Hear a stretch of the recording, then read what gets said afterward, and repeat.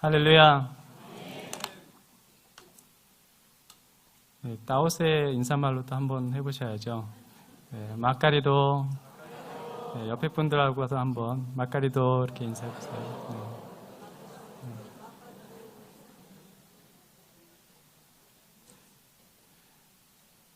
네, 작년에 보고를 하고 이제 1년 만에 보고를 하게 되는 것 같은데, 올해는 저희 GBT 성경번역 선교회에 총회가 4년 만에 열리는 총회가 있어서 저희 참석자 한국에 오게 됐습니다.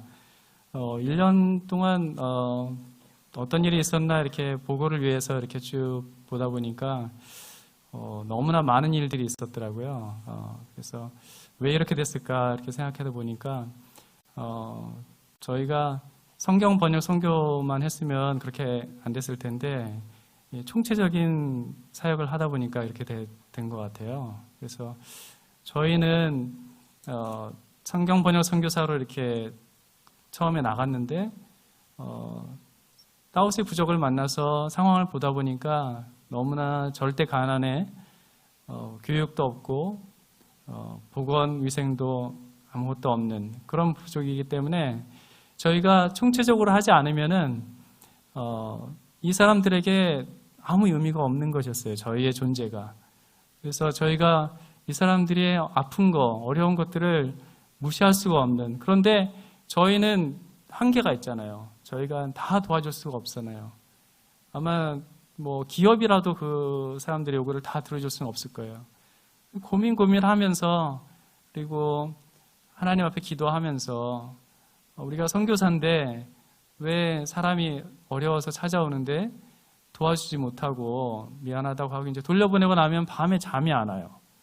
밤에 막 우리가 선교사가 맞냐, 너무 불쌍하고 어려운 사람인데 도와주지 못하고, 그렇게 막 고민하면서 지금까지 온 게 이제 훈련센터 사역을 시작해서 그때부터 총체적으로 이렇게 바뀐 것 같아요, 사역이. 그 시점에서 저희 교회에서 또 많은 성도님들이 함께 힘을 합쳐서 동역하시면서 저희가 사역이 이렇게 확장된 거죠. 그래서 참 감사하게도 많은 사역의 열매들이 있었는데 그런 것들을 이제 좀 나누려고 합니다. 그래서 제가 나누려고 하다 보니까 이게 시간이 길어지면 또 안 되잖아요, 오후 시간에. 그래서 어떻게 하면 이렇게 할 수 있을까 하다가 이렇게 동영상도 만들고 막 이렇게 다 썼어요, 원고를. 그래서 길게 안 하려고. 근데 길게 될지도 몰라요. 그래서 그거는 이제 제가 최대한 노력을 할 테니까 아무튼 좀 졸리시더라도, 제가 졸리시면은 바꾸면 됩니다. 제 아내가 나오면 돼요. 사실 이게 제 아내랑 저랑은 완전히 성격이 반대여가지고 제가 이야기 한 5분만 하면은 다 주무시다가 제 아내가 나와서 한 30초만 얘기하면 다 깨요. 왜 그런지 모르겠어요, 저도. 그래서 제가 이제 고민하다가 원고를 다 쓰고 제 아내한테 또 보여줬어요. 그래서 사실 오늘 설교는, 선교 보고는 사실 고인희 선교사가 반은 했습니다. 저작권도 얘기를 해야 되니까, 부부간이라도. 그래서 미리 알려드립니다. 저희 파워포인트를 좀 보여주시면 좋겠는데요. 하은이가 이제 고등학교를 졸업했습니다. 이게 대학교 졸업이 아니고 고등학교 졸업해서 이제 하준이는 고1이 됐고요. 하은이가 처음 나갔을 때 1살이었어요. 근데 이제 벌써 이렇게 졸업을 해서 이제 대학을 갑니다. 그래서 이번 방학이 좀 특별하기도 해요. 하은이는 이제 저희 품을 떠났습니다. 이제 하은이가 여기 오기 전에 파파를 떠날 때 한 달 전부터 막 슬픈 모드에 딱 들어가더라고요. 굉장히 슬퍼요, 애가. 자기 고향을 이제 떠나야 되니까. 걔는 한국을 떠나는 것보다 파푸아를 떠나는 게 더 어려운 것 같아요. 거기에 모든 친구와 자기 그런 삶의 터전, 거기서 거의 다 살았으니까, 다 있으니까 그걸 떠나야 된다는 게 너무 슬픈 거예요. 그러더니 한 일주일 전부터는 매일 울더라고요. 매일 밤같이 고3 애들이 다 모여가지고 밤을 새요. 계속 울어요, 뭘 하면서. 그래서 이게 선교사 자녀로 사는 것은 또 이런 어려움들이 있구나. 그래서 저희가 이번 방학에는 또 한국에서 할아버지 할머니, 외할아버지 할머니, 친척들, 또 여기에 계신 분들과 이렇게 깊이 있게 관계를 맺는 그런 좋은 추억을 많이 남기는 그런 것이 또 하나의 큰 기도 제목입니다. 네, 다음 넘겨주시고요. 네, 그래서 오늘 그 말씀도 누가복음 10장의 이 선한 사마리아인의 이야기를 뽑았는데, 사실 이렇게 제가 이렇게 쭉 돌아보니까 여기 계신 분들은 다 선한 사마리아인이세요. 그래서 이 말씀을 안 해도 될 것 같아요. 그러니까 근데 사실 이거는 저의 그 사역에 적용하는 차원에서, 반성적인 차원에서, 처음에는 영혼 구원이 너무 중요하고 성경 번역 사역이 너무 중요하기 때문에 거기에 중점을 맞춰서 가다가 이 사람들의 필요를 보고 이 사람들의 필요를 돕기 위해서 총체성으로 안 갈 수가 없더라고요. 그러다가 제가 거꾸로 한국을 봤는데, 한국 사회에 지금 터지는 여러 가지 현상들, 교회를 오래 다니고 기독교인이라는데 삶이 일치가 안 되는, 그래서 지난주도 그렇고 지지난주도 그렇고 오늘도 그렇고 금요일 철야 예배 때도 그렇고 말씀이 계속 실천해야 된다, 삶이 따라줘야 된다, 그런 말씀이 계속 나오더라고요. 이게 우리가 지금 우리 오늘날의 기독교인들이 생각해야 되는 부분인 것 같아요. 복음이 이원론적으로 영생을 얻고 믿음으로써 구원을 얻는 것, 그것과 삶이 완전히 분리된 게 이원론적이 아니라 총체적으로 우리의 삶 전체가 구원을 받아야 되는 거죠. 우리의 삶 전체가 하나님의 나라가 임해야 되는 거죠. 그래서 그 부분에 대해서 제가 선교지에서 고민하고 있던 부분이 거꾸로 한국에서도 또 적용이 되더라고요. 그래서 그 최근에 교회 이미지가 굉장히 안 좋아졌잖아요. 대형 교회 몇 군데에서 이렇게 터지는 그런 현상들이 뉴스에 보도되고 또 개인의 그런 삶들이 무너지고 하면서 이 이슈가 굉장히 우리에게 중요한 것이 됐습니다. 이것이 회복되지 않으면 교회는 앞으로 지금도 이제 하락세에 접어들었는데 점점 더 유럽 교회처럼 그렇게 돼갈 거라고 얘기하고 있습니다. 그래서 지금 저희가 이제 보시면은 훈련센터 사역을 하고 있는데 요거는 이제 나중에 좀 설명하겠지만, 성경 암송대 후에 저희 훈련센터에 있는 다우스 부족 아이들이 선물을 받았어요. 여러분들께서 기증해 주신 걸 가지고 주로 모자나 물안경, 시계 작년에 주신 것들 이렇게 잘 보관했다가 이럴 때 써서 애들이 자랑하듯이 아주 흐뭇한 그렇게 하고 있습니다. 다음이요. 그리고 이제 이것도 이제 성경 암송 대회 장면인데 이제 필기고사 하는 모습입니다. 다음이요. 그래서 지금 4년 정도 지나고 보니까 이제 5년째에 접어드는데 고등학교에 진학하는 아이들이 생겼습니다. 그래서 지금 5명이 8월에, 거기는 이제 8월에 1학기가 시작돼요. 그래서 8월에 고등학교에 진학하게 됐습니다. 다음이요. 작년부터 저희가 디아스포라 사역을 시작했어요. 디아스포라가 자기 고향과 자기의 본토를 떠나서 다른 곳에 떠돌이하는 사람을 디아스포라, 나그네, 우리나라 말로 하면 나그네라고 할 수 있는데, 다우스의 부족은 원래 반유목민이에요. 이렇게 늘 돌아다니는 사람들이긴 한데, 이 사람들이 도시화의 열풍이 불면서 저희가 사는 나빌의 도시 근처로 와서 반은 정착을 하기 시작하더라고요. 그래서 짧게는 6개월, 길게는 1년 이상 이렇게 머무는 사람들. 그래서 이 사람들은 인도네시아 말을 못하니까 인도네시아 교회에 가도 전혀 말을 못 알아듣고 졸기만 하니까 저희가 다우스의 말로 예배를 시작하기 시작했어요. 다음이요. 그래서 이제 훈련센터에 처음에는 저희가 차량 봉사를 했습니다. 제가 아침에 일찍 주일 아침이면 차를 몰고 가서 다 태워가지고, 이 사람들이 그 차에 다 탑니다. 다 태우고 와서 이제 예배를 드리고 다시 이제 예배 끝난 다음에 또 맛있는 식사를 대접하고 다시 집까지 또 차량 봉사를 해서 데려다주고, 그러다 보니까 제가 너무 힘들더라고요. 월요일부터 금요일까지 훈련센터 사역하고 성경 번역 사역하는데, 토요일과 주일은 또 디아스포라 예배 사역을 또 하는 거예요. 그래서 저희가 보시면 아시겠지만 거기 가서 한 두세 달만 있으면 쭉 빠지더라고요, 살이, 뱃살이. 그래서 제가 몇 년 전에 한국에 있으면서 배가 이만큼 나왔었는데 그게 싹 빠졌어요. 신기하게도. 근데 그게 건강한 거죠. 감사한 거죠. 네, 다음이요. 그리고 이제 이 아이는 이제 피부병이 생겼는데 치료를 안 받으니까 나중에는 이제 다 벗겨졌어요. 온몸이 다. 그래가지고 보니까 발이 붓고 벌써 염증이 이제 증상이 나타나가지고 이렇게 환자가 발생하면은 이 사람들이 나오면은 병원에 안 가는 이유가 말이 안 통해요. 말이 안 통하니까 이 사람들이 굉장히 병원에 가면 사실 파파 사람들은 다 무료로 해주거든요. 그런데도 불구하고 창피하고 하니까 안 가고 무시받는 느낌 그런 것 때문에 안 가고 그리고 이 사람들은 주로 가족 단위로 움직여야 되는데 가면은 이제 가족들이 다 먹어야 되잖아요. 그러니까 그런 재정도도 필요하고 해서 안 가기 때문에 저희가 이제 환자를 돌보기 시작했습니다. 다음이요. 그리고 이제 저희가 진짜 이거는 제가 상상도 하지 않았던 거예요. 사실은 이거는 교회 건축이라는 거는 저는 제 사전에 교회 건축은 없다. 그렇게 생각을 했었는데 교회 사람들 안에 기존에 있던 교회 건축에 문제가 생겨가지고 갈등이 있으니까 공금을 횡령해서 사람들이 내가 신앙생활 안 하겠다. 잘 믿는 사람이 횡령하는데 내가 왜 가냐.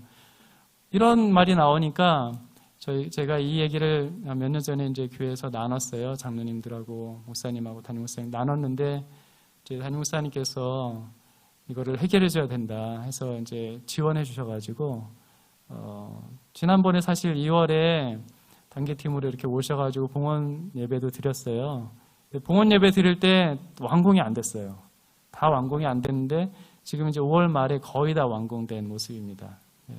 다음이요. 네, 그래서 이게 정문에서 바라본 분이엘 교회. 그래서 문도 달리고 페인트 칠도 하고. 네. 다음이요. 그리고 이제 실내 사진이 있는데 그거는 조금 나중에 동영상에서 나올 겁니다. 그래서 오늘 말씀을 좀 다시 한번 이렇게 보면 좋겠는데요. 율법 교사, 율법사는 사실 이 시대에 성경을 너무나 잘 알고 있는 종교 지도자와 다름없는 사람입니다. 근데 이 시대에 가만히 보면 종교 지도자들이 개혁의 대상이에요. 예수님도 계속 종교 지도자들을 향해서 심지어 독사의 자식들이라고까지 하면서 얘기를 했어요. 그래서 우리가 신앙생활을 오래 했다고 해서 우리 안에 개혁할 게 없는 것은 아니라고 생각합니다. 그래서 오늘 이 말씀을 한번 보시면서 혹시 우리 안에 더 이렇게 우리가 돌아보고 회복돼야 될 부분은 없는 것인지 한번 확인해 보면 좋겠습니다. 그래서 율법 교사가 말하기를 어떻게 영생을 얻을 수 있습니까? 이렇게 물어봅니다. 예수님께서는 그럼 율법에 뭐라고 나와 있는지 말해보라 이렇게 거꾸로 되물으시죠. 이때 율법사가 정답을 얘기합니다.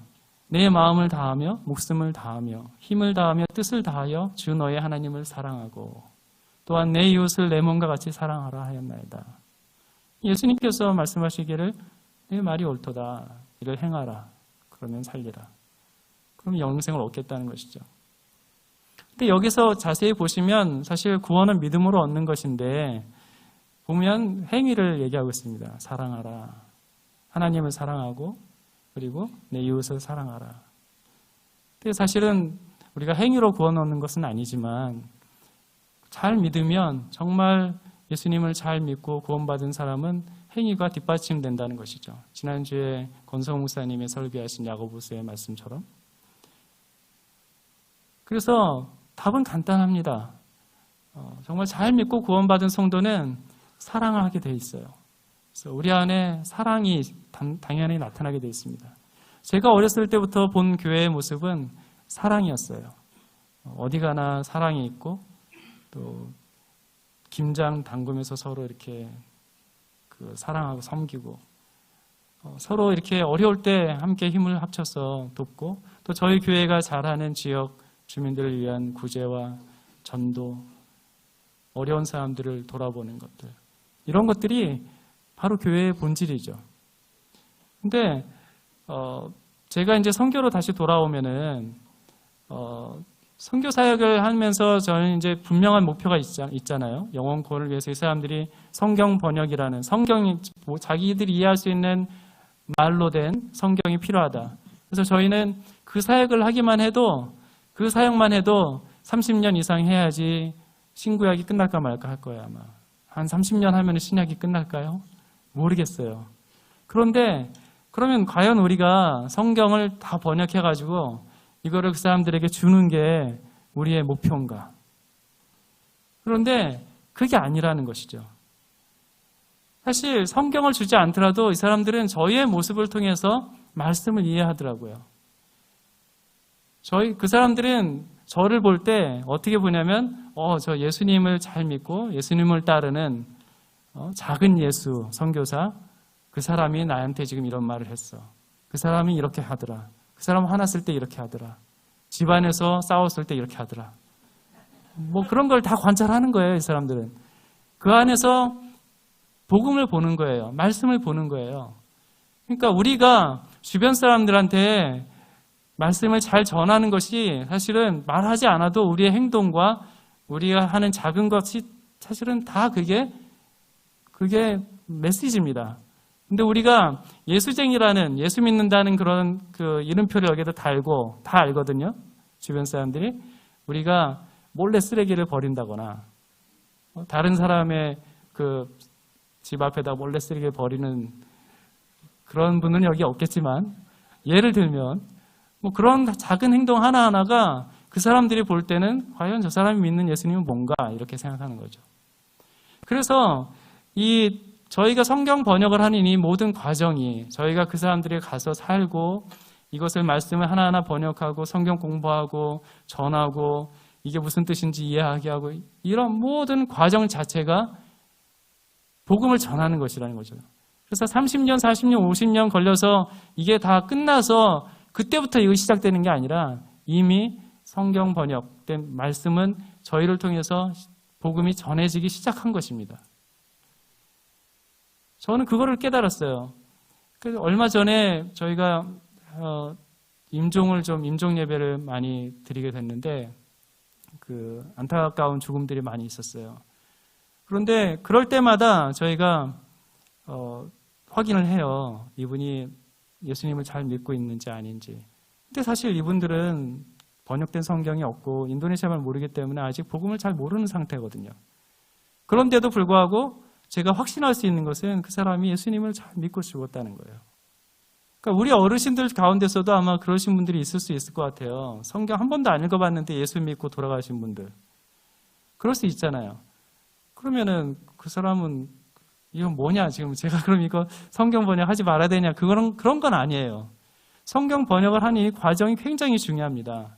그래서 여기에 나오는 구원이라든가 어떻게 우리가 예수님을 소개할 수 있는 그런 말들을 공용어로는 이 사람들이 이해를 못해요. 그래서 부족어로 설명을 해줘야 되기 때문에 계속 토의하고 하는 과정에서 저희도 부족어로 어떻게 전달해야 되는지 배우고 부족 사람들도 그 뜻을 자기 말로 해주면 이해를 해요. 그래서 이 과정은 굉장히 중요한 것인데 그러면 제가 이제 이 말씀을 드리는 이유는 이 성경 번역을 하는 이 과정이 속도가 중요하지 않다는 걸 말씀드리기 위해서 그런 거예요. 그 속도보다는 과정에서 얼마나 내가 내 삶 속에서 이 사람들에게 하나님의 말씀대로 살아가고 이 사람들을 사랑하느냐 그게 더 중요하다는 것이죠. 우리가 사랑했을 때 그 사람이 예수님을 믿게 되는 것 같아요. 우리가 그 사람을 사랑하지 않고 예수님을 믿으라고 하면 그 사람에게는 아무 의미가 없는 것 같아요. 그래서 우리가 이 복음의 그 총체적인 의미, 그거를 생각하면서 이 말씀을 본다면, 주 너의 하나님을 사랑하고 또한 내 이웃을 내 몸같이 사랑하라. 이 말씀은 굉장히 의미가 깊습니다. 그리고 이 말씀은 이기적인 삶에서 이타적인 삶으로의 전환을 말합니다. 그래서 신앙생활을 한다는 것은 내 자신만을 생각하던 나 중심의 삶에서 이제는 하나님을 생각하고 하나님의 뜻에 따라서 또 다른 사람을 생각하고 다른 사람은 어떤 삶인지 돌아보는 이타적인 삶으로의 전환을 말합니다. 우리가 무엇을 얻기 위해서 신앙생활을 많이 합니다. 교회에 오면은 마음의 평안을 얻고, 제일 중요한 영생을 얻고, 또 뭐 환자들 아플 때는 치유함도 받고, 하나님은 선하시고 우리를 사랑하시는 분이기 때문에 우리가 기도하는 것들, 연약한 것들 다 들어주시죠. 그렇지만 우리가 얻기만을 위해서 신앙생활을 한다면 반드시 시험 때가 옵니다. 어떤 때는 우리가 기도하고 우리가 하나님께 열심히 어떤 어려운 문제를 위해서 간구했는데 하나님이 응답하지 않을 때도 있어요. 그럴 때 우리의 믿음이 이기적이었는지 이타적이었는지가 드러납니다. 거기서 흔들리는 사람은 이기적인 신앙이었던 거예요. 내가 열심히 기도했어요. 기도해서 병 낫기를 위해서 기도했는데 안 나섰어요. 그럴 때 이기적인 신앙을 가지고 살았던 사람은 하나님이 어디 있어? 이렇게 됩니다. 그런데 이타적인 신앙을 가지고 있었던 사람은 하나님의 뜻이 무엇일까? 왜 병이 낫지 않았지? 바울도 기도했는데 병이 낫지 않았는데 나에겐 하나님 무엇을 원하시는 것일까? 하나님의 뜻은 어디에 있을까?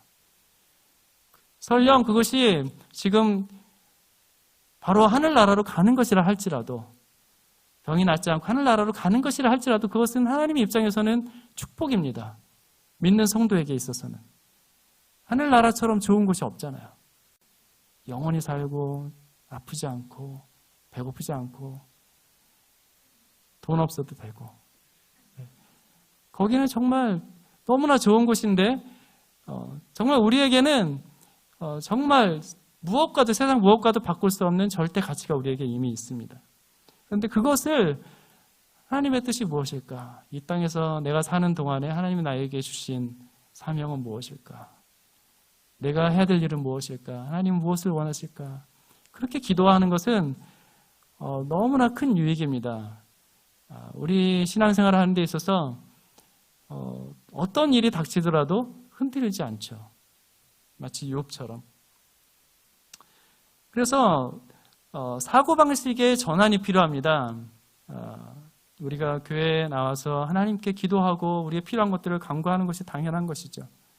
그렇지만 중요한 것은 하나님의 뜻이 무엇일까를 구하고 하나님의 뜻대로 우리가 살려고 하는 것, 이타적인 삶을 살려고 하는 것. 그래서 하나님을 사랑하는 사람은 하나님의 뜻을 날마다 구합니다. 그래서 우리가 새벽기도 나오고 철야 예배 나오고 매일 기도하고 개인의 자리에서, 삶의 자리에서 기도할 때 하나님의 뜻을 구합니다.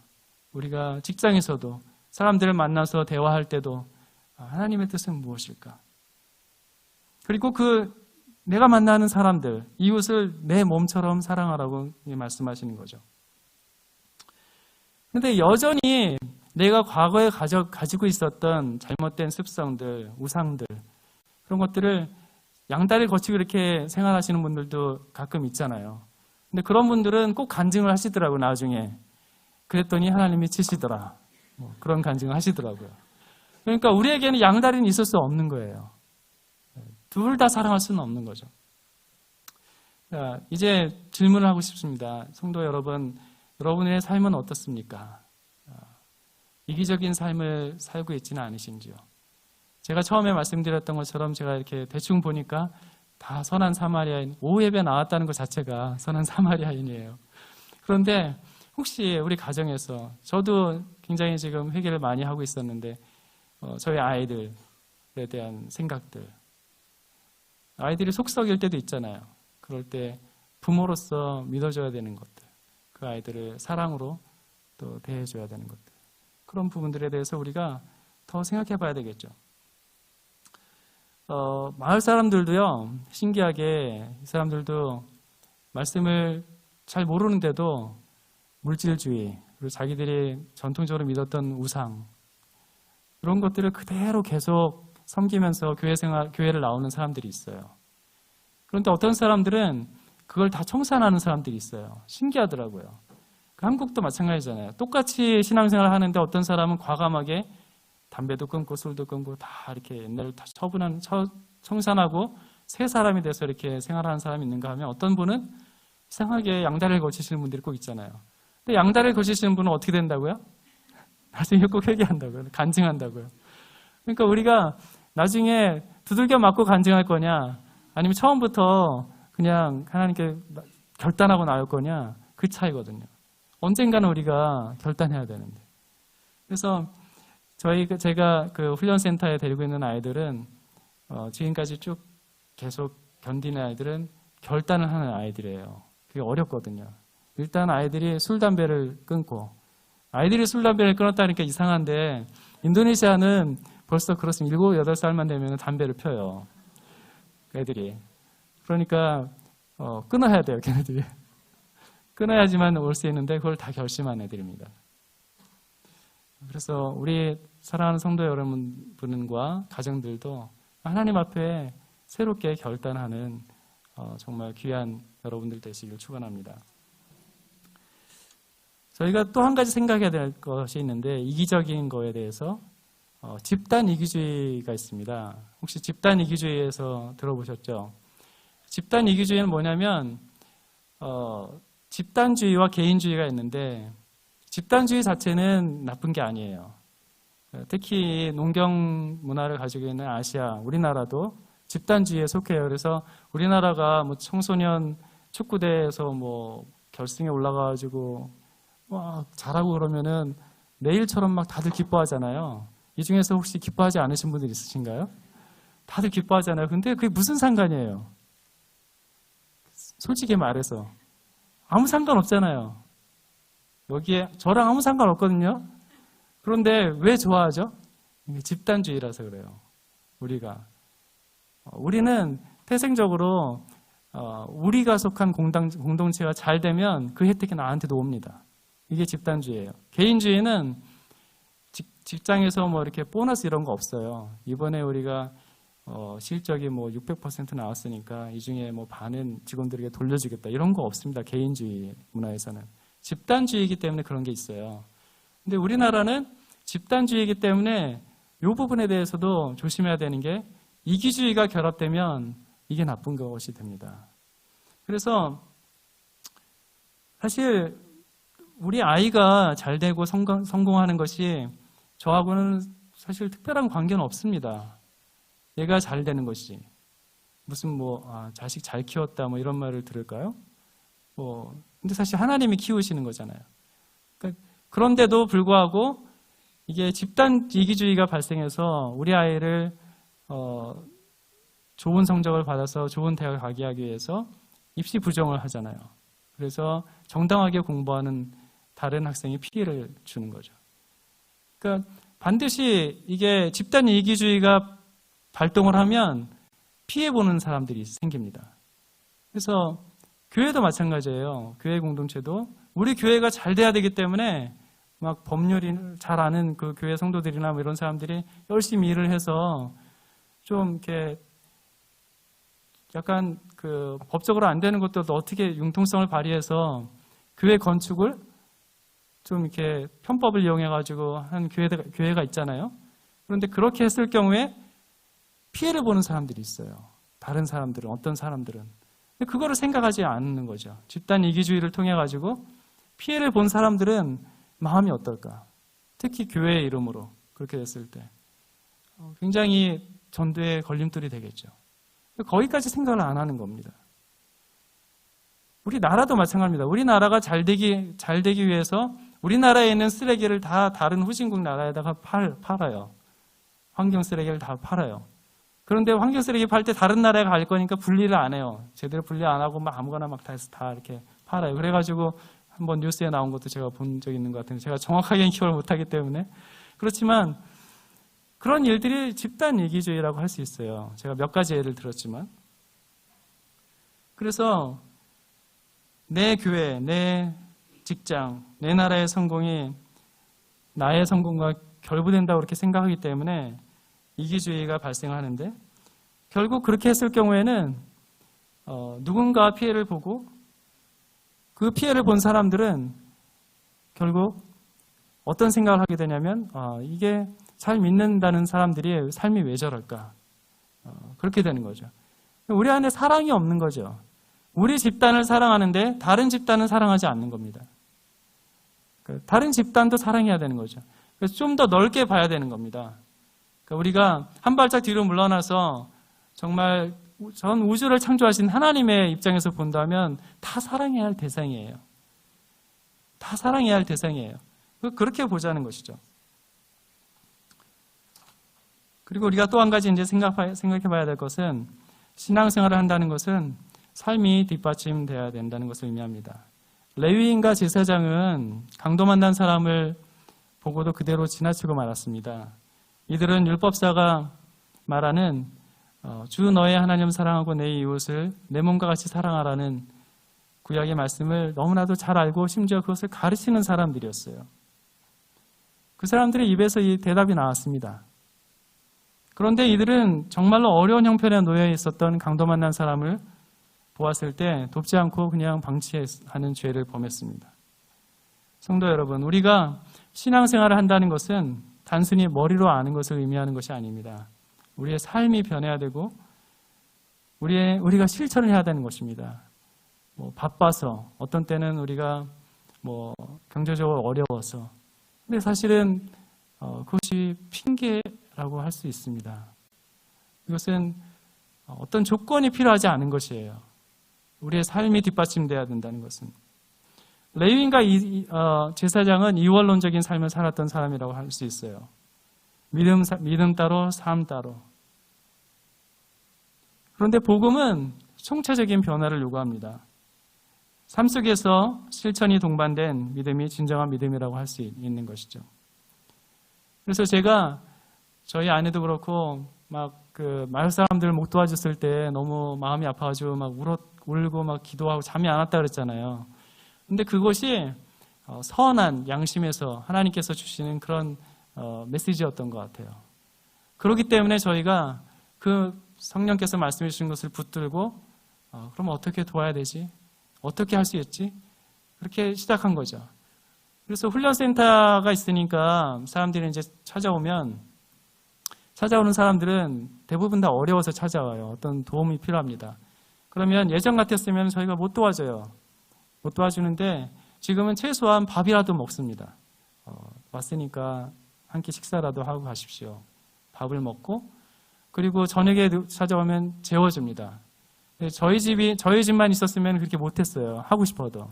훈련센터가 있으니까 방이 많아요. 그러니까 재워줘요. 자고. 그리고 어떤 또 다른 도움이 필요하면 예를 들어서 병원을 가야 되는데 돈이 없다. 그러면 저희가 차비를 줍니다. 근데 그렇게 할 돈도 없고 너무 커. 그래서 도저히 도와줄 수가 없어. 그럴 때는 최소한 기도라도 해줍니다. 밥 주고 재워주고 그다음에 기도를 해줘요. 그러면 이 사람이 어떤 때는 아무것도 받지 못하고 돌아가는데도 굉장히 흡족한 마음으로 돌아가요. 굉장히 감사하면서. 그게 뭔가 봤더니 마음을 주는 거더라고요. 우리나라 사람들이 잘하는 게 그거잖아요. 누가 찾아오면 한 끼 식사하세요. 이렇게 잘 대접해서 가는 거. 나그네를 대접하는 거. 근데 그것을 선교 현장에서 그대로 실천했더니 사람들이 마음을 열더라고요. 그리고 그것이 사람들이 원하는 것이더라고요. 어떤 때는 사람들이 와서 이렇게 돈을 이렇게 달라고 요구하는데 마음속으로 안 될 거라는 걸 알면서 요구하는 사람들도 있어요. 근데 그걸 가지고 제가 고민할 필요가 없었던 거죠. 기도해주고 할 수 있는 만큼 도와줬더니 그 사람들이 너무나 좋아하더라고요. 세 번째로 우리가 생각해 볼 것은 신앙생활을 한다는 것은 자기 희생과 헌신을 기꺼이 감수하는 것입니다. 한번 같이 읽어볼까요? 혹시 조신 분이 한두 분 있으실 것 같아서. 큰 소리로 한번 읽어보겠습니다. 시작.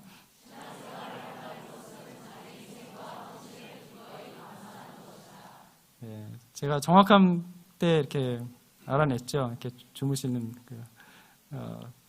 그래서 어떤 사마리아 사람, 여기에 나오는 어떤 사마리아 사람은 강도 만난 자를 보고 당장에 가던 길을 멈추고 그 상처를 소독하고 보다 안전한 숙소로 옮기고 또 그곳에서 혹시 치료비가 부족할까 해서 그 치료비를 주고 왔습니다. 희생과 헌신이 따른 거죠. 이 사람도 자기 가던 길이 있었을 것이에요. 하려고 하던 일이 있었을 텐데 그거를 멈추고 했을 것입니다. 제가 한 가지 여기서 이제 생각해 볼 것은 레위인과 제사장이요. 혹시 그 강도 만난 사람이 자기 아들이었으면, 자기 가족이었으면 어떻게 했을까? 그냥 지나쳤을까? 그러지 않았을 것 같아요. 그러니까 여기에서 이기주의가, 집단 이기주의가 발동하는 겁니다. 그러니까 누가 이웃이냐 할 때 우리는 저 선교지의 먼 나라에는 한 번도 본 적 없는 사람, 내 일 아니야. 그게 아니라는 거죠.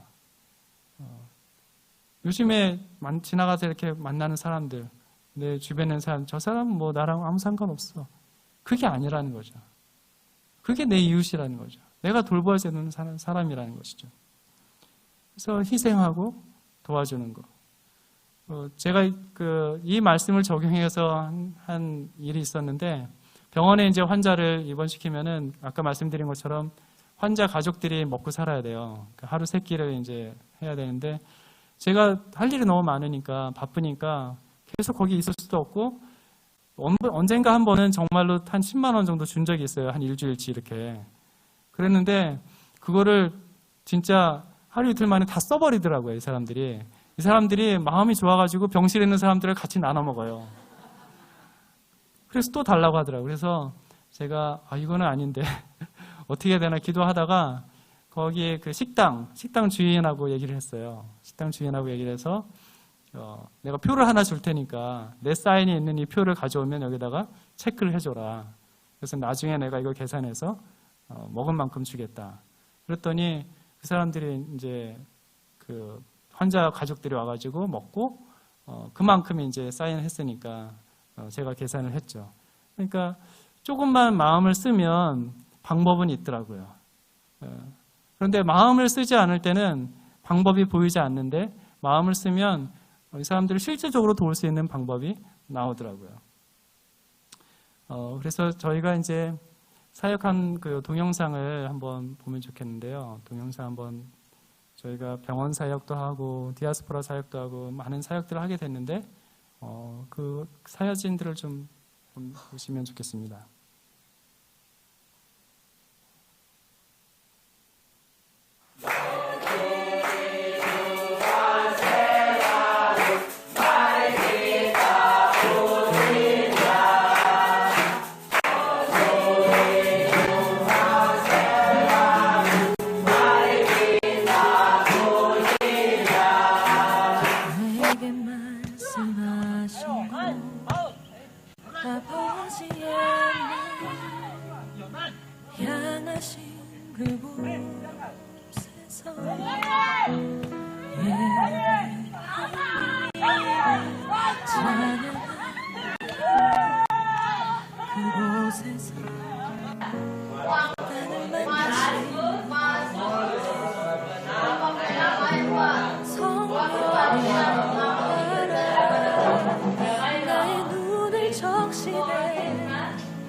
내 노래 주를 예배하네. 하늘 가득히 주의 영광 선포되네. 주님 그 땅 회복시키시네. 나의 노래가 주를 향한 예배가 그 땅을 회복시키네. 생수의 강이 넘치네. 가라 하시네. 주님 명하신 그곳 내겐 두려움 전혀 없네. 성령이 나를 인도하네.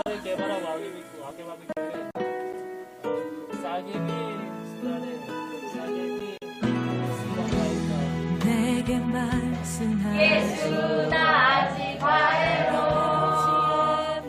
예수 네 아직 과외로. 예수 나 아직 과외로. 오하고 깨바로. 오하고 깨바로. 그곳에서 그 땅을 만드신 분은 성령의 바람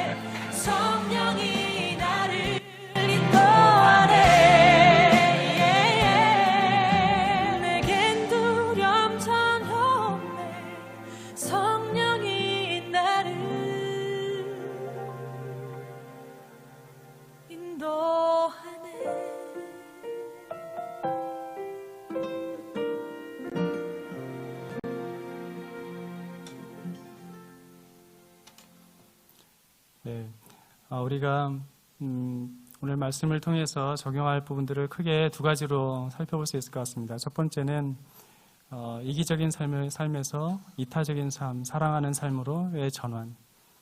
그리고 두 번째는 희생과 헌신을 기꺼이 감수하는 신앙생활을 생각해 볼 수 있을 것 같습니다. 저희는 따우스의 성경 번역 사역을 하면서 동시에 마을 사람들의 가난과 또 마을 사람들의 그 교육의 부재, 훈련하고 그 사람들을 돕고 또 보건위생, 그 마을을 개발하는 여러 가지 일들을 총체적으로 계속해서 사역해 나갈 것입니다. 이런 모든 사역 가운데서 정말 하나님의 그 말씀이, 살아계신 그 말씀이 그대로 마을 사람들에게 전달되어서 계속해서 마을 사람들에게도 복음이 정말 살아 역사하시는 그 하나님의 말씀이 그 사람들의 삶에 깊이 있게 뿌리내릴 수 있도록 기도해 주시기 바랍니다. 파워포인트 사진 몇 장 다시 한번 보여주시면 좋겠는데요. 이제 거의 이제 마무리하는 단계에서 저 아이 이름이 예배입니다. 왜 예배냐면은 제 아내가 지어줬어요. 이름이 없다고 해서. 저 아이가 이제 아파서 병원에 입원했다가 태어나면서 그 아빠 이름이 토마스인데 토마스가 와서 일부러 저희 집을 찾아와서 오늘 태어나게 됐습니다. 너무 감사합니다. 그런 이야기를 했어요. 그래서 저희가 그 당시에 좀 마을 아이들 몇 명이 좀 나가고 그래가지고 굉장히 마음이 힘들었었는데 저 토마스가 와가지고 저희를 살렸어요. 저희가 마음이 얼마나 기쁘고 감사한지 우리가 이렇게 도왔는데 아무도 그동안 감사하다는 사람이 없었는데 이 사람 하나가 와가지고 너무나 고마웠다고 지금 다 나서서 태어난다고 그래서 참 감사하더라고요. 그 다음에 이제 사진 한번 보시면은 장례 예배 저는 임종 뭐 여러 번 봤지만 제가 예배를 주관해 본 적이 없어요. 근데 아무도 없으니 해야 되더라고요. 그래서 저희 담임 목사님이 하시던 걸 열심히 봤던 거를 기억해가지고 예배를 드렸습니다. 따오스의 부적으로 처음 드린 임종 예배, 장례 예배였어요. 근데 저런 예배를 통해서 사람들의 마음이 또 열리는 것도 봤습니다. 그래서 이 사람들은 계속해서 죽어가고 있는데 우리가 복음을 전해야 되는 사람들은 여전히 기다리고 있습니다. 그래서 저는 한 번도 제가 여기 와서는 도전을 해본 적이 없어요. 그런데 오늘은 좀 도전을 해보고 싶어요. 선교사로 도전하고 싶어요. 그래서 선교지에 많은 사람들이 지금 아직도 출사할 것은 많은데 일꾼이 없습니다. 그래서 하나님께서 말씀하시는 그 말씀이 있다면 그 음성을 좀 잘 들으시고 기도하시면서 헌신해 주시면 좋을 것 같아요. 그리고 사실 멀리 가지 않더라도 우리 주변에 선교를 해야 될 대상들이 많습니다. 특히 지금 젊은 세대는 새로운 선교지예요. 선교 대상이에요. 지금 젊은 세대는 소통이 안 됩니다. 대화가 안 됩니다. 제가 제 아들하고 대화가 안 돼요, 지금. 새로운 선교 대상이에요. 그리고 디아스포라, 이게 하나님이 하시는 일인 것 같아요. 우리가 갈 수 없는 지역에 있는 사람들이 옵니다. 지금 우리나라에 나와 있는 외국인 노동자들이 굉장히 많다고 들었어요. 그 사람들에게 우리가 잘 해주고 잘 대접하고 복음을 전한다면 그것이 선교입니다. 그래서 우리 교회에서도 고려 마천동에는 그런 사람들이 없는지 한번 살펴보고 그 사람들을 찾아가서 뭐가 필요한지 알아보고 도와줄 수 있으면 좋을 것 같아요. 그래서 제가 그거를 제 마음속으로 생각을 했는데 과연 도전을 하는 게 가능한가 이렇게 생각을 했는데 오늘은 한번 해봤습니다. 제가 원래 이런 걸 잘 안 하는 사람인데 굉장히 부드럽게 목사님 괜찮죠? 네, 다음 사진. 네. 우리 하은이가 이제 마지막 마을 생활을 했어요. 다음에 물론 대학에 가서도 가끔 방문을 하겠지만 이제 하은이가 마지막으로 마을 방문하고 이제 마지막 날 친구들이랑 이제 찍는다고 사진을 찍었습니다. 그래서 고향을 이제 떠났는데 하은이의 마음을 위해서 기도해 주시고, 하은이가 감사하게도 처음에는 난민 아동들을 도울까 뭐 그런 생각도 하고, 오주에 있는 어려운 아이들을 돕는 것이 마음이 굉장히 끌린대요. 그러다가 하은이가 그런 사역자 그런 생각을 하고, 그러다가 이제 무디 신학교를 지원을 했습니다. 하은이가 이제 미국의 무디 신학교를 지원한다고 했을 때 제가 얘기한 거는 정체성, 한국인으로서의 정체성이 굉장히 중요하니까 한국에 오는 게 더 좋은데, 너는 한국에서 초등학교 과정을 지냈으니까, 그리고 지금 한국말 하는 거나 이런 거 봤을 때 정체성이 문제가 없는 것 같고, 아빠는 선교사기 때문에 학비를 못 대주니까 전액 장학금을 받아야 돼. 그랬더니 자기가 알아봤더라고요. 그래서 무디 신학교로 가서 학비를 면제받고 가게 됐습니다. 그래서 사실 미국으로 보내는 게 저도 마음이 그렇게 편하지는 않아요. 왜냐면 거기는 아무도 아는 사람이 없고, 거기 가는 시카고라는 곳은 정말 아무도 아는 사람도 없고 혼자 가기 때문에. 그런데 하나님께서 그런 사역자로서의 강한 그런 부르심을 가지고 주셨고, 그것을 붙들고 가기 때문에 저도 그것을 믿고 기도하고 있습니다. 그래서 성도 여러분께서도 기도해 주시고, 하은이가 잘 성장해서 잘 훈련받고 훌륭한 사역자가 될 수 있도록 이렇게 기도해 주시면 좋겠습니다. 한번 기도하겠습니다.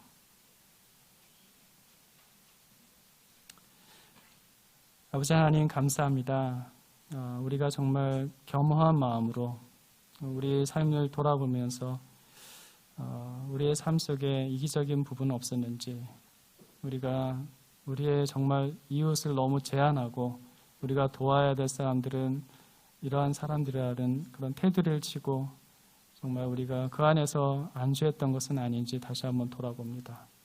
하나님, 정말 우리에게 정말 다른 사람을 사랑하고 하나님의 그 긍휼히 여기시는 그 마음을 가지고 이 지구상에서 일어나는 많은 일들, 죄악이 가득한 것, 하나님의 나라가 임재하지 않고 하나님의 통치가 있지 않고 정말 사회의 악이 가득한 곳, 그러한 곳을 향한 기도가 우리 가운데 넘쳐나게 하여 주시옵소서.